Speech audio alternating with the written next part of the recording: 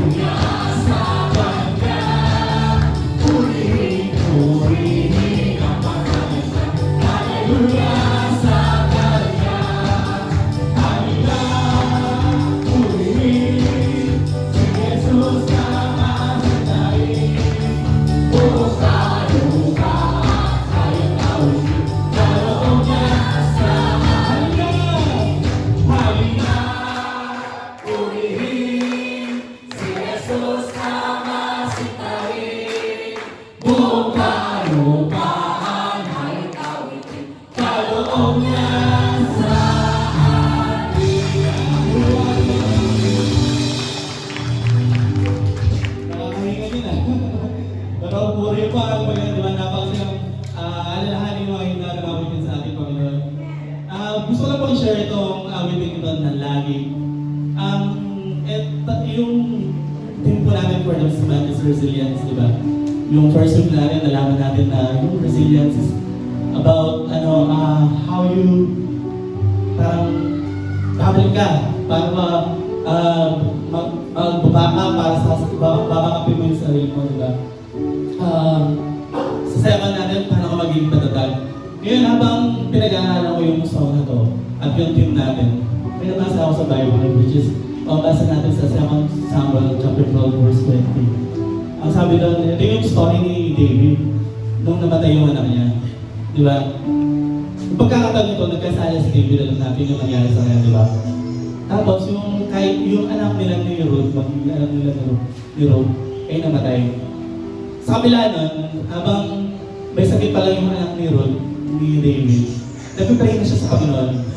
Pinagpipray niya na sana gumaling yung anak niya. Pero ang nangyari doon, tuloy ang namatay yung anak ni David. Dito, anong ginawa ni David? Sabi doon sa verse 20. Naligo siya, nag-pray siya, after nag-worship siya. Resilience is not about parang lalampasan mo yung storm, lalampasan mo yung mga pagsubok. Resilience is about how you respond sa mga pagsubok na dumadating sa buhay mo. Kung paano ka mag-respond. At bilang mga Kristiyano, we are expected na kapag dumadanas tayo ng mga pagsubok, pagkatapos ng ay pag-worship sa Panginoon. Diba? Itong awitin ito na lagi, alam naman natin na word na lagi, na palagi natin dapat papurihan ang ating Panginoon para kita mag-worship sa ating Panginoon. As we sing this song, let us be reminded na bilang mga Kristiyano, every minute, every hour, every day, dapat pinapurihan natin Panginoon. Kasi lagi.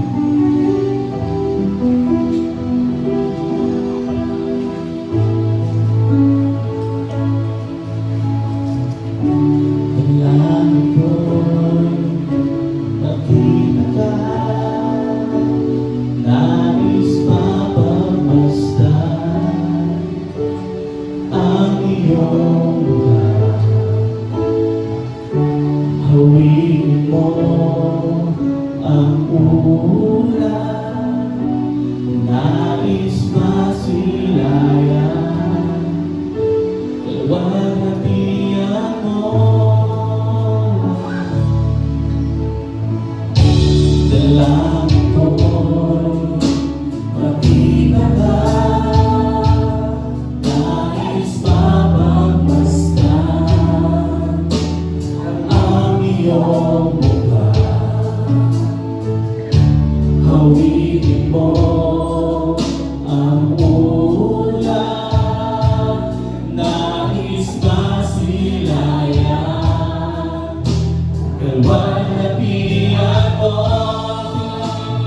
Lagi kang pupurihin, itatanghal ang ngalan mo, basta salamat ay sa'yo.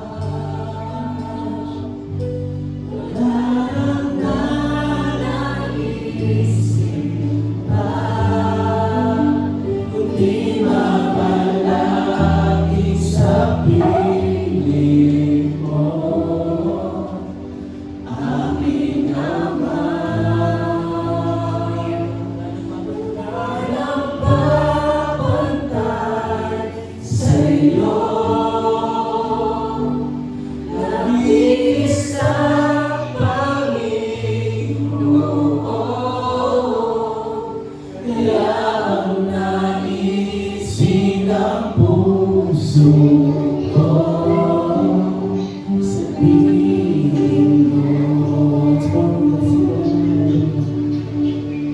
Wala nang hanapin ka. Wala nang nanaisip pa. Kung di ba